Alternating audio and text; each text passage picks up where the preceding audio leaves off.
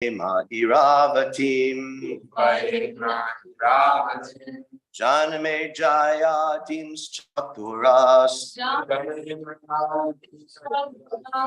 Tasyam Utpadayat Sutan Sautarasya Tanayam Upayema Iravatim Janame Jaya Dims Chaturas Tasyam Utpadayat Sutan. Everyone chant, please. Sautarasya Tanayam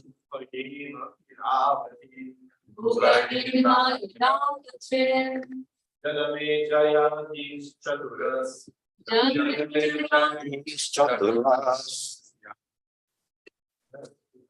Tatyam Padayat Sautarasya Tanayam Upayema Iravatim Janame Jaya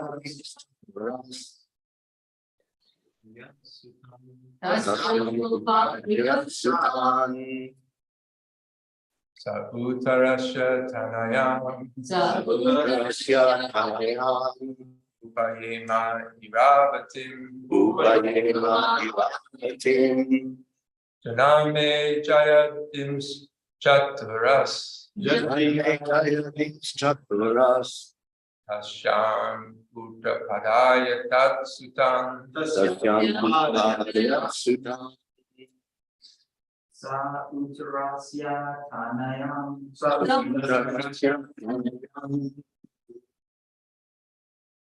Upayema Iravatim Janme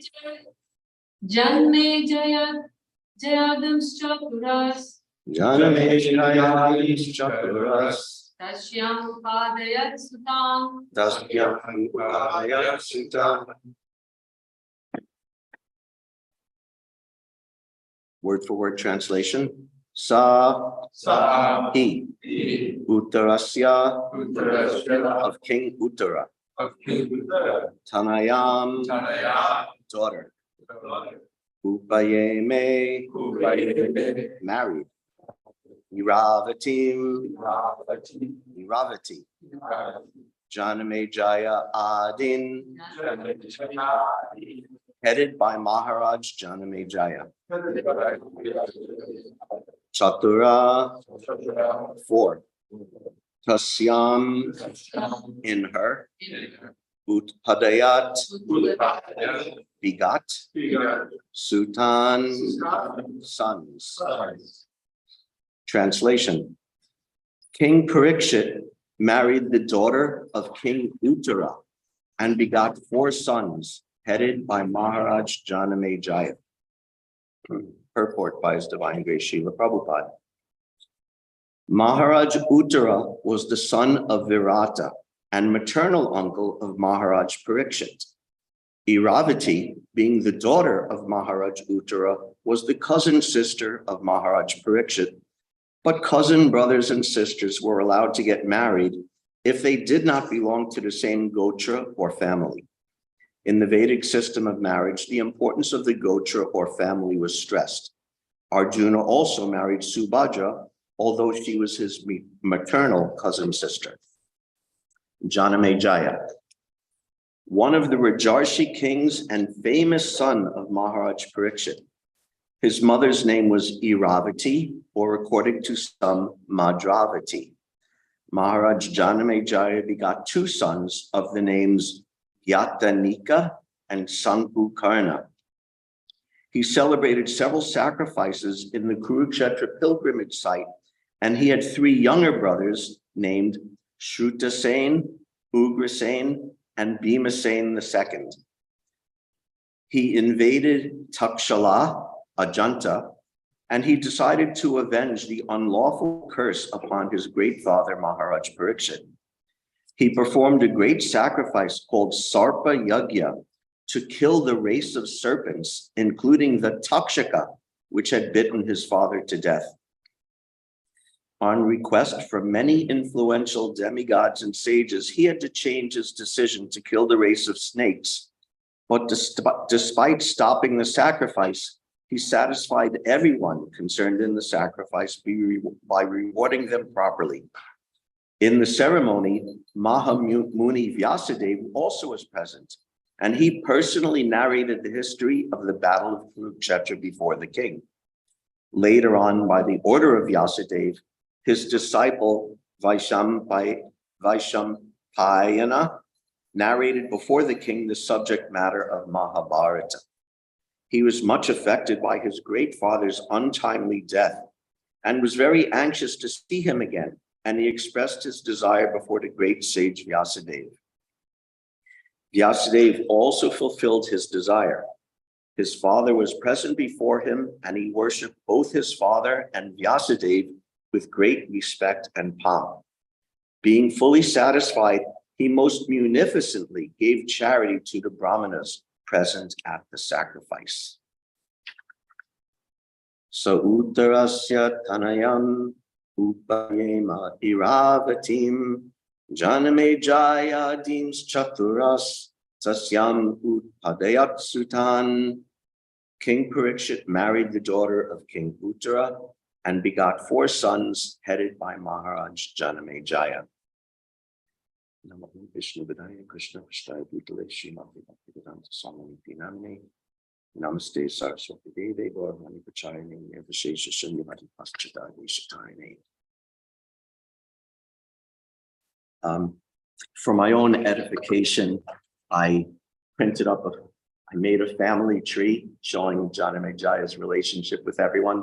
If anyone wants to take a look at that or have a copy, they can.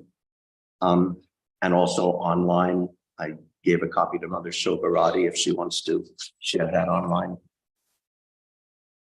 Thank you. So the power, the potency of these Vedic kingly dynasties is really something quite amazing. Janamejaya himself is a very interesting and amazing character, but these kingly lineages were very powerful. The way they ruled entire countries, continents, and Prabhupada describes even the whole world were being ruled by these lineages coming down. We have, the Pandavas coming from the Yadus and the Purus and back, all the way back to the demigods. There's the solar dynasty coming from Vivaswan and a lunar dynasty of kings. So all these great kings, and they were so powerful. And so powerful, in fact, that Kali Yuga had already started. But despite that, Parikshit Maharaj, under his rulership, the power and the momentum of his rulership was such that even though technically Kali Yuga had already started, Krishna had disappeared, but still under his rulership, the momentum of that power was such that it sort of crashed through this barrier of Kali Yuga, and the kingdom was still amazing and beautiful and pious, and just like in previous ages. So this is the power of these great kings passing on these wonderful qualities in this amazing lineage going down. And Janamejaya, at the end of this dynasty, not the end, but the last, I suppose, notable member of the dynasty, he was himself such a great king and powerful king, and also such a great devotee. So Janamejaya, when his father Parikshit died, he was actually just a child. I don't know. I actually don't know how young, whether he was a child or a youth. He was quite young when Parikshit died. And so he was the prince regent, destined to be the king. First, the sages and his family members, after Parikshit's death, arranged for Janamejaya's marriage. He got married. He spent some time enjoying his newfound grihastha life with his wife. And then he settled down to his kingly duties as the king and new king of the world, or of that kingdom, in this very glorious and very illustrious lineage. And he went to the ministers and he said, I was just a youth at the time, so tell me about the death of my great father, Parikshit. So the sages related to him everything, how your father was out hunting. And there's different versions in the Bhagavatam. I think it says that he was thirsty. So he came to the to the ashram of sage Shamak Rishi. In the Mahabharata, it says he had wounded a deer and he was looking for the deer. So he happened to pass through the sage's ashram to ask him if he had seen the deer. And we all know this amazing story. Shamak Rishi was deep, deep in meditation and having taken a vow of silence. So he didn't say anything and he didn't react when Maharaj Parikshit entered. And Maharaj Parikshit got a little upset, thinking, oh, I've come here, I'm so hot and sweaty and tired, and you greeted the sage nicely, but he won't even speak to me. So he lost his temper somehow, picked up a dead snake with his bow and garlanded the sage with the dead snake. And this did not at all bother Shamak Rishi. He was a very self-controlled sage and understood what a great devotee Parikshit was. But Shamak Rishi's son Shringi, although he was extremely rich in austerities, but he was still just a child in terms of controlling his mind and controlling his senses. And he lost his temper and he thought, this king has disrespected my father. I curse him to die, to be bitten in 7 days by this snake creature, Takshaka. So Shamak Rishi came out of his meditation, learned what his mischievous, worse than mischievous, I suppose, son had done, and was very disappointed to him. He immediately sent one of his disciples to Hastinapur to instruct Parikshit, to tell Parikshit Maharaj what had happened, and he was very sorry for the actions of his son. But we know from so many Bhagavatam stories and Mahabharata stories that once a curse is laid down, it can't be retracted. So he said, this is what happened. I'm very sorry. You should take all precautions so that you don't get killed by this Takshaka snake. So anyway, this is the nutshell story. And when Parikshit Maharaj heard that, he was when Janamejaya heard this story, he was very, very angry. He was not so much angry at Shringi, first of all, because he was at least technically a Brahmin by birth. And also he thought, he's the remote cause, but the immediate cause of my father's death is this snake creature, Takshaka.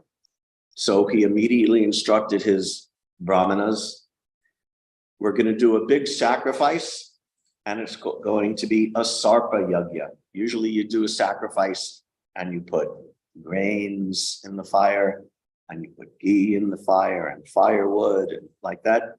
He said, we're going to do a sarpa yagya, snake sacrifice. And we're going to offer the entire race of snakes into this fire and burn them up in the sacrifice. Not the least of which is the monstrous Takshaka that killed my father. So they arranged this sacrifice, big sacrifice. And at this, and they started chanting the mantras, and all of the snakes in all of the creation were against their will drawn through space and through all the different planets and lokas, drawn into this fire and being cast into the fire and burnt into the fire. And Takshaka also found himself being drawn in. So he took shelter of Indra, the king of heaven, and said, please protect me. So Indra tried to stop Takshaka from falling into the fire. And Takshaka was like in between, like in space, being drawn into the fire by the mantras, but being held back by the protection of Indra. And Janamejaya said to the priest, what's going on? The worst snake of all, Takshaka, who murdered my father, isn't being thrown into the fire. And they explained Indra's protecting him. He said, well, then you chant a mantra so that Takshaka, along with Indra himself, will be thrown into the fire. So they did that, and Takshaka and Indra were being drawn into the fire. But then many sages and many saintly persons and brahmanas came and said that this is actually reminiscent of the story of Dhruva Maharaj when he was losing his temper, when he was fighting the Yakshas. And Manu came to him and said, yeah, it's a little too much. You're punishing too many people for the sin of one person. So withdraw your anger, stop fighting. So the sages and saintly persons requested the same thing of Janamejaya. And in that way, Takshaka was spared and Indra was spared. But still the sacrifice was a success in the sense that he everything was done perfectly, and he perfectly remunerated all of the sages and all of the brahmanas and all of the priests involved. And he gave up his anger and went on ruling. So this is Janamejaya, and just after the performance of the snake sacrifice, Vyasadeva appeared. And as Prabhupada mentions in the purport at that time, Janamejaya asked him, oh, Vyasadeva, you're my forefather, and you were also personally present for all the events of the life of my father and my great-grandparents, great-grandparents, the Pandavas. Tell me about that. And as Prabhupada says, he recounted the pastimes of the Kurukshetra war and all of the activities of the Pandava. And then just after that, Janamejaya heard those pastimes of the Pandavas with Krishna. And he loved that so much, hearing that he said, tell me more, tell me more. So because of that, Vyasadeva instructed his disciple, Vaishampayana, to speak to him the Mahabharata.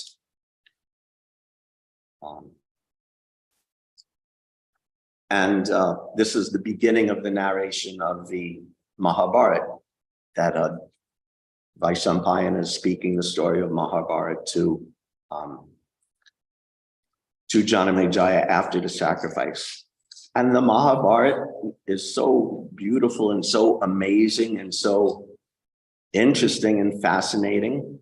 It's composed of 1 lakh of shlokas, 100,000 verses. And it's described in that Mahabharata that this version of Mahabharata that Vaishampayana spoke was 1 lakh of verses. But in the heavenly planets, Narada Muni spoke this Mahabharata to the Devatas, and that consisted of some tens of lakhs of verses. And Asita spoke it to the Pitris, the forefathers, I think. And that Mahabharata was composed of so many lakhs of verses. So there's different versions of this Mahabharata, different expansions of this Mahabharata. The one we have now is the gift of Vaishampayana to Janamejaya. Now we may remember going back a few chapters in the first canto, Vyasadeva's lamentation that he had composed the Vedas and the Upanishads and even the Mahabharata he gave us, and he was still unsatisfied. Still unsatisfied after speaking the Mahabharata. And then Narada Muni came and instructed him, now I want you to speak something more directly about Krishna, more directly about devotional service. Mahabharata, as glorious and as wonderful it is actually meant for Sri Suja Dvija Bandhuna, for less intelligent persons, for more materialistic persons, to interest them and entice them and almost, not inadvertently, but almost tricked them into hearing about Krishna and Krishna's devotees and all these things in the guise of this amazing, beautiful story. So anyway, Janamejaya heard the Mahabharata, and even then he loved it so much, hearing all the pastimes of Krishna and Krishna's devotees. And he was always hankering to hear more and more and more about it. So then later in life, he was speaking with his, one of the priestly gurus of his clan, Jaimini. And Jaimini started speaking to him, preaching to him Mahabharata again. But this was a slightly different version of Mahabharata. As presented by Jaimini, it was a Mahabharata that was less focused on the wars and political intrigues and cursing and counter-cursing and all of these things which are fascinating and amazing and all connected with Krishna. But still in this version, he focused more on Krishna himself and on Krishna's pastimes and Krishna's loving relationship and exchanges with his devotees. And he spoke this other Mahabharata, Jaimini, to Janamejaya. And after it was done, Janamejaya's mind was blown. He said, paraphrasing, he said, wow, this is incredible. First, I heard about the Pandavas at Kurukshetra from Vyasadeva, and I was still not satisfied. And although I loved it, and so then I heard the Mahabharata from Vaishampayana, and that was even more incredible, but still I wanted to hear more. And now I've heard this Mahabharata from you, and it's increasing the nectar that I'm hanging for even more and more and more. So Janamejaya, his only desire really was to hear about these loving pastimes of Krishna. And even after hearing this, he was still not satisfied.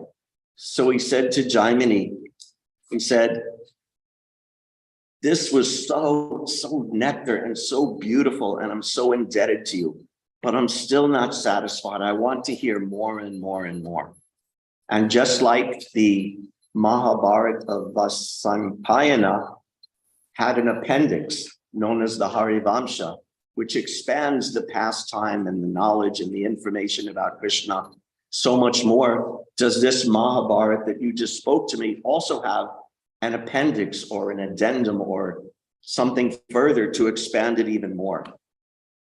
And Jaimini, when he heard that, he was so pleased at the requests of Janamejaya, that he was so in love with Krishna Katha that he simply wanted to hear more and more. And because of that, he said, yes, there is.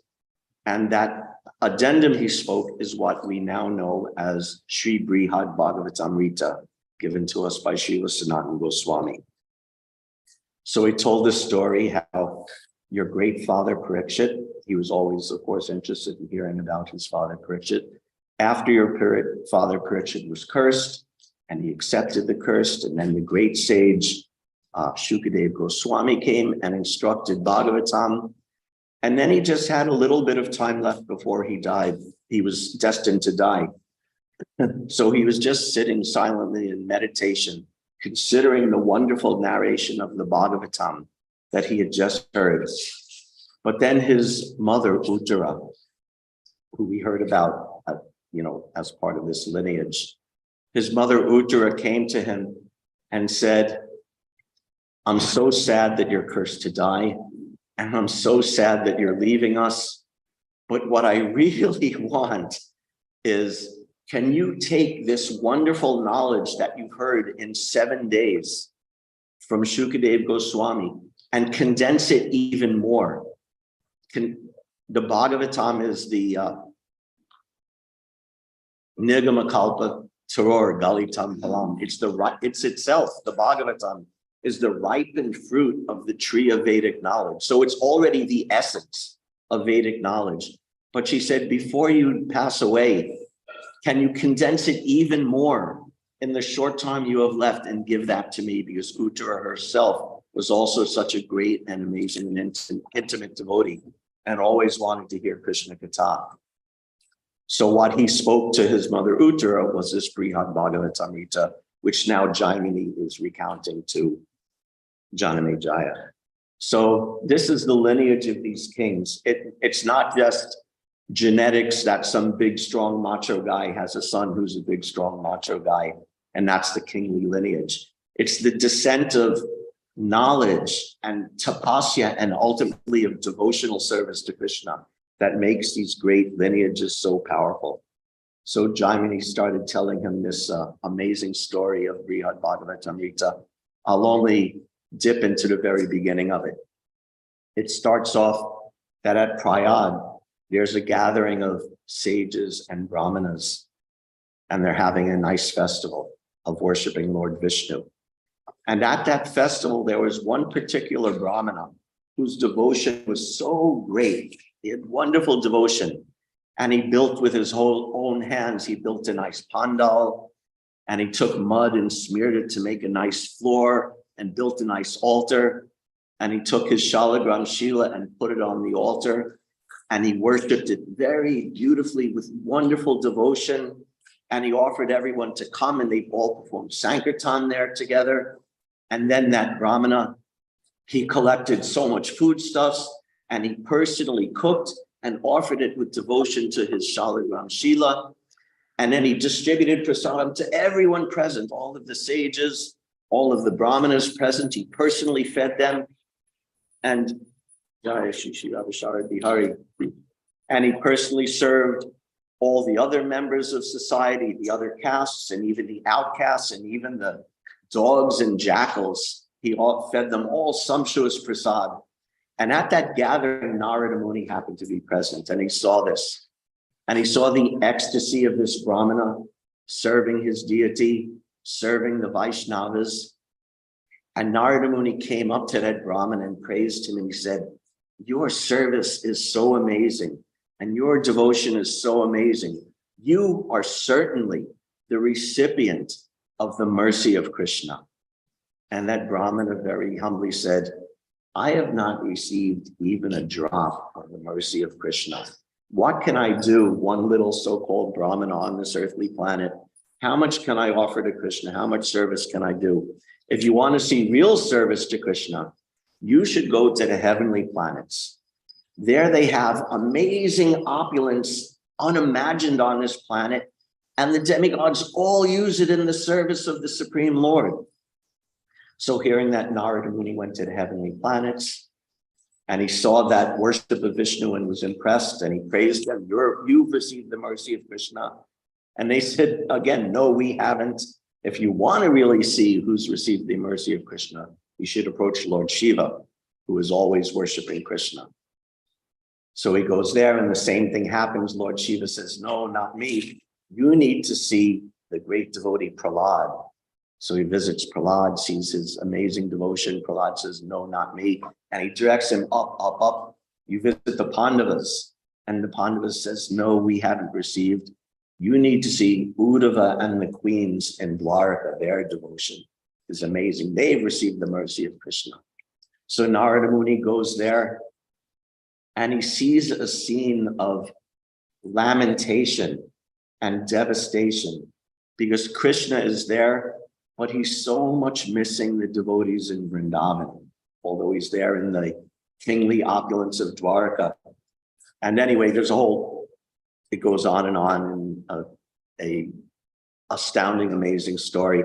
But in this way, this is the first part of Brihad Bhagavatamrita, searching out who has really received the mercy of Krishna. And the conclusion is, of course, they all have, but especially the Brijavasis and the Gopis of Vrindavan are the prime recipients of the mercy of Krishna. And Janamejaya heard all this, and he was amazed. His ecstasy was unlimited, hearing this amazing pastime. And then at the end of it, but still he was not satisfied. He said, "This is nectar beyond anything I've imagined, but I want more and more and more."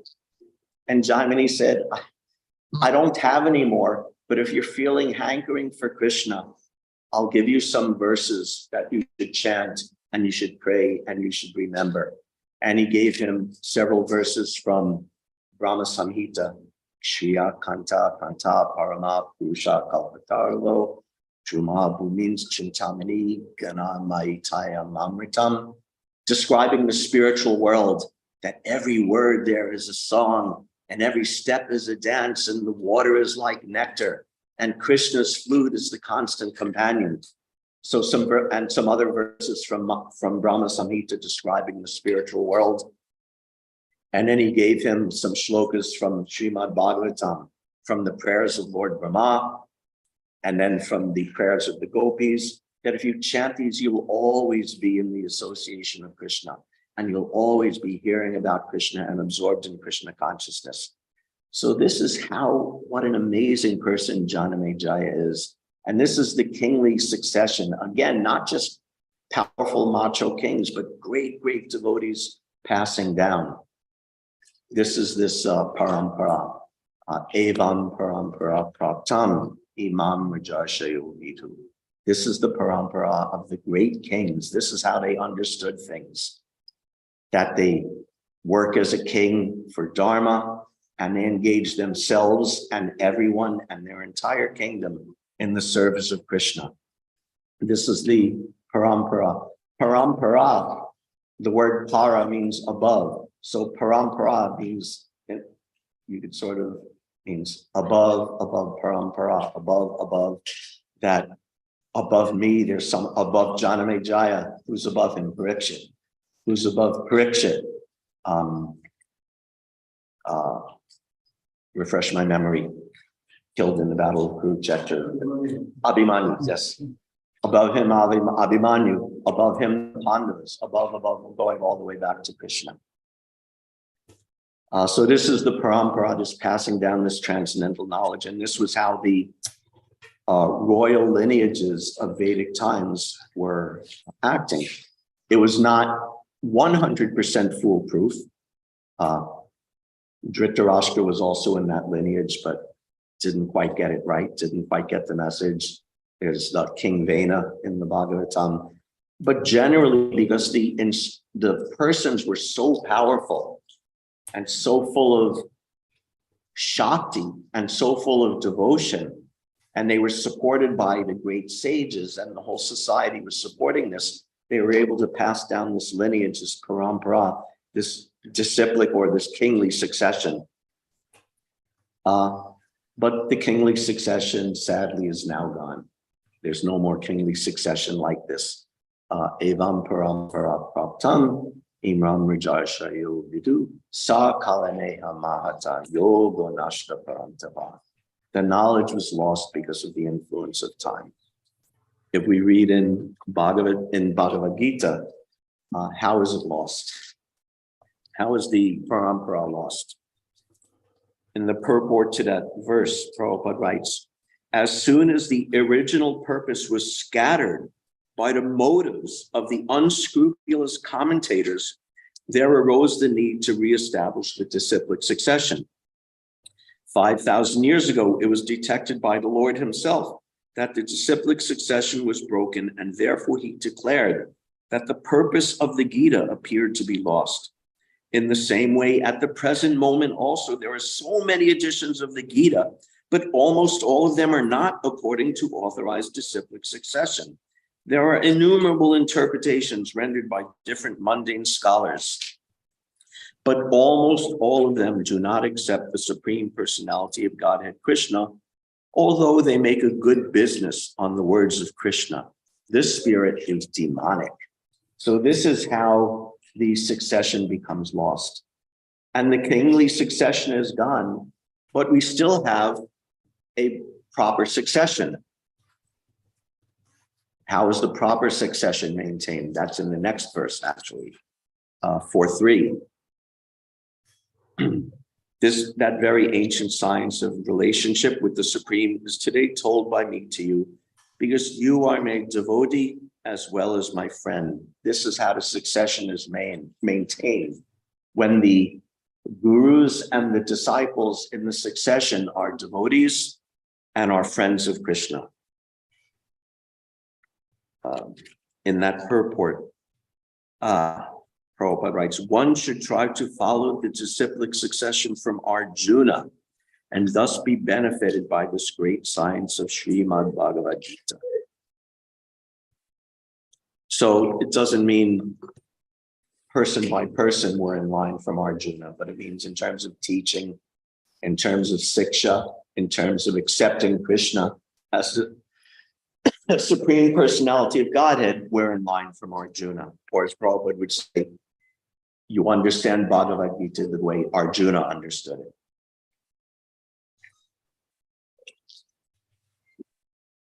And if you do that, or that has been done, and therefore we have the succession, the disciplic succession maintained from Krishna himself to Narada, to Brahma, Narada, Vyasadeva, down, Chaitanya Mahaprabhu and his followers, down to the modern age of Bhaktivinoda Thakur, Srila Bhaktisiddhanta Saraswati Thakur, our Srila Prabhupada, and all of us who are his followers and disciples and grand disciples. And when we remember that, Bhakto Siddhi Sakat Cheti, then the succession is maintained. And if not, it's lost. And the power of maintaining that succession is actually just as great as the power of these great kingly lineages. Just like I said at the beginning, how Parikshit Maharaj and Janamejaya, although it was Kali Yuga, they were forestalling the influence and the power of Kali Yuga. Parikshit Maharaj personally met the personality of Kali and defeated him and said, "You can't enter into my kingdom now." So in the same way, a bona fide disciplic succession can do the same thing. Maybe not on a kingdom scale, as Parikshit Maharaj did, as Janamejaya did, but on an individual scale, this can be done. We can forestall the influence of Kali Yuga by accepting the power and the glory and the real essence of this disciplic succession of siksha coming down. There's one lecture Prabhupada gave in Perth, Australia, and at the end, someone asked, talking about this verse, that Sakalaneha Mahata Yoga Nashta Prantapa, how is the succession lost? So after the class, the devotee Ganesh Das said, how is it that the knowledge was lost?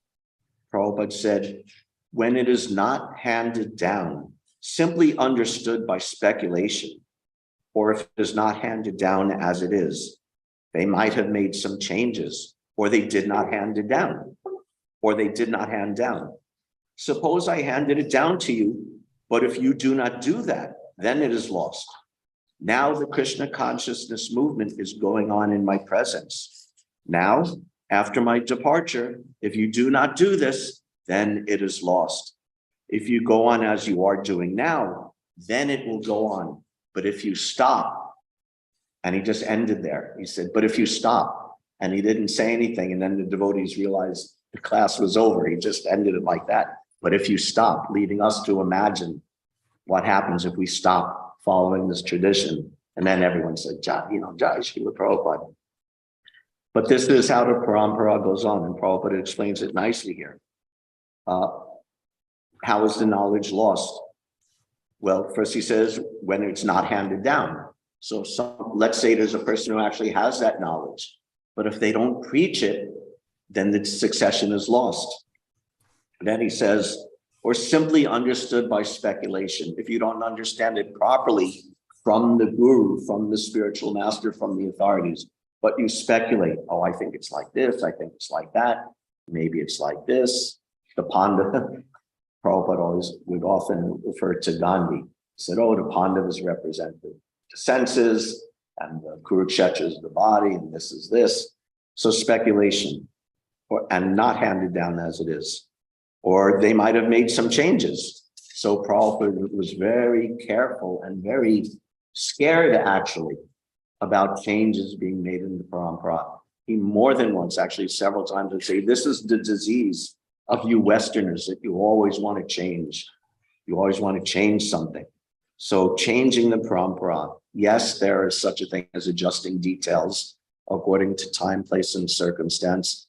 But this is a very touchy and potentially dangerous business. And our general principle should be not to change. And if changes are made, minor adjustments are made, that has to be done very intelligently and carefully without the essence being lost. They might have made some changes, or they did not hand it down. Or suppose I handed it down to you, but if you do not do it, then it is lost. So Prabhupada is the greatest devotee, the best bhaktosi nesa cheti, the best friend of Krishna, the best devotee of Krishna, and he's giving unerringly and perfectly and so considerately and intelligently giving Krishna consciousness to everyone. But even but he says, but if you do not do it, then it is lost. Prabhupada initiates so many people, and I don't know what numbers or percentages are, but not all of them are taking it and living it and acting it now. So that's the potential for it to be lost. So he says, now Krishna consciousness movement is going on in my presence. After my departure, if you do not do it, then it is lost. If you go on as you are doing now, then it will go on. But if you stop, ...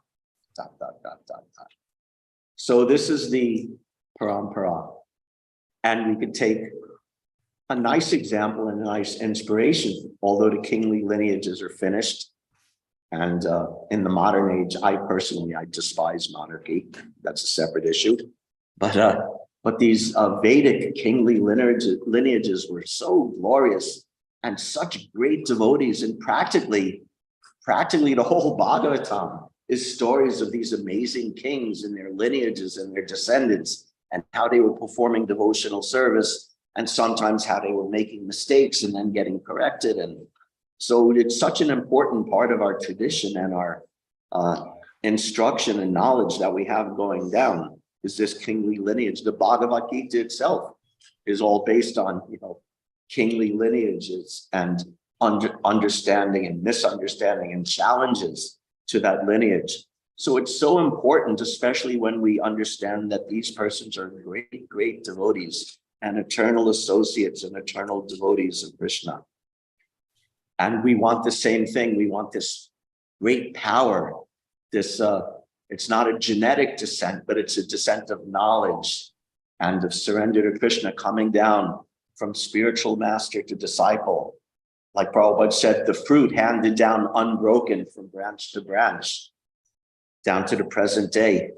So that's what we want. This is the essence of parampara. This is the essence of what Prabhupada wanted in this Krishna consciousness movement, to carry on just as he instructed us and not unnecessarily change it and not unnecessarily speculate about it, and certainly above all, not to neglect it. And if we do that, if we avoid those things, then the lineage will continue and turn back the tide of Kali Yuga, just like Parikshit Maharaj turned back the tide of Kali Yuga. Prabhupada also had hopes that this Krishna consciousness movement can turn back the tide of Kali Yuga on a individual level, certainly, but even on a societal level, it's possible by the power of devotional service and by the power of devotees. And this is the power of devotees, their connection with Krishna. It's like, what's that? Acharya mam vijnana navamanyeta karhichit namartya buddha suyeta sarvadeva maya guru. That the Acharya should be worshipped. Why? He's not an ordinary person under the thralls of this material energy. Navamanyeta karhichit. Don't think him to be an ordinary person. Rather, he's as glorious, more glorious than even the sum total of the demigods. So if we read Mahabharata stories or Vedic stories, and we can be blown away by the power of these demigods controlling the very forces of nature and the elements of creation themselves, but the power of an acharya, of a devotee who is actually surrendered to Krishna, who is actually a devotee and a friend of Krishna. This is more powerful than even all of the many demigods. And this is what Prabhupada certainly embodied that. with his amazing accomplishment that no one could imagine. His godbrother certainly couldn't imagine it, but he did it, these amazing things, more than anyone could have imagined, more than he even hoped for. He accomplished it, and we can also go on to do, or his movement can go on to do amazing things for the world if we follow these principles. Like Janamejaya being a proper son of his glorious father, who is himself a proper son of his glorious father, who is himself a proper son of his glorious father and uncles, the Pandavas. So this is also our example. This is also our mandate. Thank you very much. Hare Krishna. All glories to Srila Prabhupada. If there's any questions or comments, we can discuss. Yes, sir. Prabhu. You were talking about the snake sacrifice. Usually when you offer the grains in the fire, you set a certain mantra to what's being offered to. So who are the snakes being offered? I don't know. My very superficial understanding is that it was just an excuse for Janamejaya to kill the snakes. What the actual yagya mechanics of it and the mantras and who's being offered to what, I don't know. And Although Agni eats everything. so we heard that there's Janmejaya's wife was Iravati, who was the daughter of Uttara, right, the king, Who was the son of Virata. Yeah. I thought Uttara got killed in the battle of Kurukshetra. Yes, he was on the very first day of the Battle of Kurukshetra, but presumably he had maybe he had a child before that, or maybe a posthumous child. Like Okay. I honestly don't know the details of that. Yeah. He was an adult at the time. He was, Yeah. although he was young. I think he was called Uttara Kumar because he was a young man. His proper name was Uminjaya, I think was his actual given name, but he was known as Uttara Kumar. But I don't know the details of who his wife was or when the child was born. But yes, he was killed in the very first day of the Battle of Kurukshetra, in which he incidentally sort of redeemed himself for his cowardice again in the earlier pastime against the fighting the Kauravas. But he died very bravely on the battlefield of Kurukshetra. You mentioned that the Mahabharata at different levels, they have different numbers of verses. So the same thing holds true for the Srimad Bhagavatam. You know, I heard that said once by His Grace Sadaputta Prabhu, and last night I looked for references to support that idea, and I wasn't able to find it, but I have heard that once from Sadaputta Prabhu and a couple of times here and there, but I don't have evidence to support that. But I have heard it. And maybe it's true of all the Puranas, who knows, but that's actually, ignore that. That's a speculation. I don't know anything about it. I'm sorry, I don't have more information on that. Anything else? Question, comment? Yes, Prabhu. On the Parampara, you're saying it got passed down to the same kings. Arjuna received it from Krishna, but when we look at the introduction of the Bhagavad Gita, but one we don't really hear much about Arjuna being a guru, right? He's the disciple of it, but I don't know if he took that and imparted it to anybody. We don't hear much about that, but like in the introduction of the Bhagavad Gita, Srila Prabhupada gives the list of the Parampara. It seems to be, I guess, not that Right. Parampara or different, Okay. where would Arjuna like fall into that, or does it? In one sense, he doesn't fall into it, and that's one of the things, that these kingly lineages are a different thing from the four Vaishnava Sampradaya lineages. My understanding that it's a separate type of phenomenon, and that the kings don't initiate their sons, but they instruct them and teach them about devotional service and pass it down in that way. So it's a slightly different phenomena, but it's a parallel a parallel phenomena. So we have the instructions of Krishna to Arjuna, but whether Arjuna specifically instructed, did he tell his brothers, did he instruct his, Parikshit, or I'm sure, I think everyone on the battlefield of Kurukshetra, everyone heard Krishna speaking to Arjuna. So it was sort of common knowledge. The instruction was there for everyone. I don't know how Arjuna passed it on, but in our lineage coming from Brahma, Narada, etc., we take that knowledge and pass it down in our line, the same knowledge, but in that line. So We know that the fathers, all of them took their care in transmitting and training for each of us. Yeah. So many people were all the sages and the family gurus, and Vyasadeva was just like with Janamejaya. Vyasadeva, he's always dropping in and giving instructions and telling stories and guiding. So the kingly lineage was not exactly in detail the same as our 4 Vaishnava disciplic successions. It's a parallel system, suited for the kingly line. But the purpose is the same, to carry on the teachings of Krishna consciousness. Does that help? Yes. Yeah, that's, thank you. Yes, Prabhu. Obviously, speculation and information that doesn't come from the Parampara isn't optimal. But isn't some knowledge of Krishna better than no knowledge of Krishna? Like when I first got into Krishna consciousness, I bought a book called the Parampara. I bought something on Amazon, but planted a seed. Isn't that better? May I ask what book it was? It was like a Penguin publishing version. Yeah, it was just like a novel. I had that as a youth. Yeah. What's the famous one? He's a writer and a poet who did a famous translation of Bhagavad Gita. The name's escaping me now.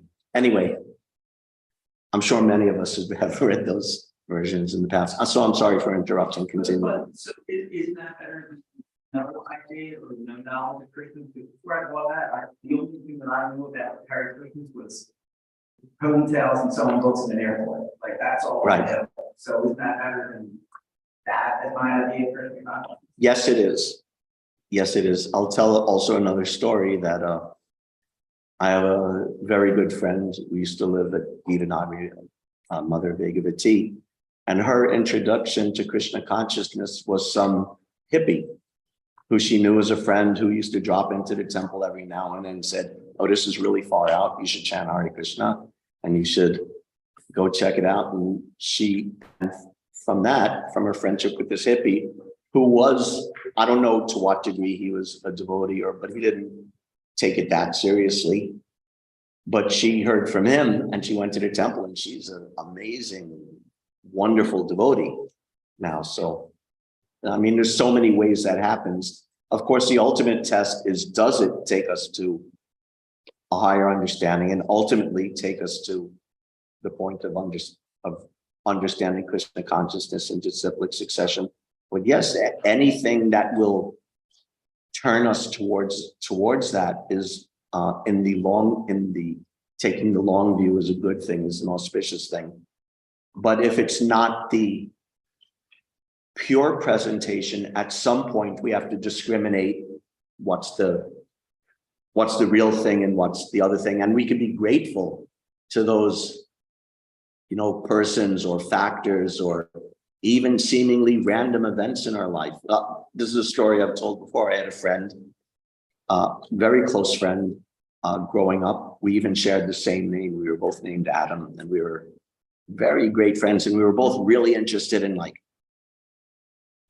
yoga and Indian spirituality and all this stuff and drugs, but drugs in the service of that. And it was so corrupted and so looking back on it, it's so, I cringe. It's kind of nonsense, but we were both really into this meditation and reading different books. And he came to me one day and he said, "Oh, I heard there's a play going on at the Hare Krishna temple in New York of Ramayan." I said, "Oh, cool, Ramayan." I knew Ramayan from reading, my own little paperback books of this or that, whatever. So I said, yeah, cool, let's go. And I went and I saw that Ramayan. And just seeing that play, no one even spoke to me, but just seeing that play convinced me that God is I was more or less impersonalist before that. Seeing that convinced me that God is a person. And then I became more interested and more involved. And someday I actually hope to be a devotee from that. But that friend of mine, he never really got into it. It didn't have that effect on him. I remember as I was getting interested in Krishna consciousness, I was still hanging out with him and I would start telling him, oh, I read this in Bhagavad Gita and that. And then he got tired of hearing it. When I started telling him about Krishna consciousness, he would go, oh, Godhead, like that, and sort of mocking me, making fun of my newfound, slight, maybe a little fanatical interest in Krishna consciousness. So eventually I had to leave that, to some degree, that friendship or certain aspects of that friendship behind. But I'm still grateful. That person, without that, who knows where I'd be now. So I'm sure we all have things like that in our life, that things that, steered us by providence or by chance or whatever. And if it brings us to Krishna consciousness, that's wonderful. Bilva Mangal Thakur, was it Bilva Mangal, who was going to visit the prostitute, and he was crossing the river in the storm to visit the prostitute, and the door was locked around the prostitute's walled compound, and he saw a vine. So he grabbed the vine and climbed over it. And the prostitute said, that wasn't a vine, that was a snake. And you came and you crossed the river and you in the storm and you grabbed the snake and climbed over the wall. If you had this much devotion for Krishna, imagine how nice your life would be. So that's an example like that, right? So he had to, of course, leave aside his relationship with the prostitute. But in his later prayers, he would glorify her, Chintamani. Glorify her and thank her for that, for steering him towards Krishna consciousness. So I think we all have some degree of incidents like that in our life. But at some point we discriminate. At some point you have to leave the prostitute and say, thank you very much. You taught me so much and guided me, but now I'm here. Is that all right? Very good stuff. Anything else? Anything from television land? Go ahead, Suman Mataji. Hare Krishna Prabhuji, very nice class. And I found it very interesting that Mother Uttara requested King Parikshit to speak the Bhagavatam in the short form. Looks like he is gone. And looks like Acharya Prabhu dropped out. He might have pressed the wrong button. oh, okay. That's okay. We'll wait for a minute and see if he will come back. Maybe he will come back. Okay. But in the meantime, please tell us, what is it that you were trying to ask? I found this interesting that I didn't know that Mother Uttara requested King Parikshit to tell the Bhagavatam in the short form. And King Parikshit said that in the short form. And I understand that is called the Brihad Bhagavatamrita. Bhagavatamrita, yeah. Brihad Bhagavatam, he said. I wanted to know that he spoke, but who wrote that book? Was there any other person there present? Who wrote that? Yeah, there he is. Can you briefly restate the question? We lost you for a little while. Yeah, If so you she could just condense it and wanted, state it quickly. yeah, she wanted to know that she didn't know that Uttara had requested Parikshit Maharaj to give the essence of the Mahabharata or the Bhagavatam, which is the Brihad Bhagavatamrita, you said. Yeah, so, and I just wanted Can you hear us, Acharya Prabhu? Yes. Yeah. I wanted to know that when he was speaking that, so who was there, who wrote the book? I think he did not write. The book was written by Swami. I don't know how it was first recorded or if Sanatana Goswami could see it through or understand it through his mystic vision, or that I don't know. So Brihad Bhagavatamrita is written by Sanatan Goswami. Yes. That is what she wanted to know. Oh, yes, I'm sorry, written by Sanatan Goswami. And there's a very excellent translation available by His Grace Gopi Pranadhana Prabhu, complete with Sanatan Goswami's own commentary on it. So if you ever have the chance, I highly recommend that book. Yeah, thank you very much. That Very was good. interesting to read. Hare Krishna. So many books to read. Yeah. Prabhupada's first, but if you have the time and Yeah. energy access, that's a wonderful book. Mm. Anything else? It's after 9. Yeah. I suppose we'll end here. Thank you very much, everybody, for your very kind attention. Hare Krishna. All glories to Srila Prabhupada. Panchakalparabhasya kripasindhobhyo pattanam pavanebhyo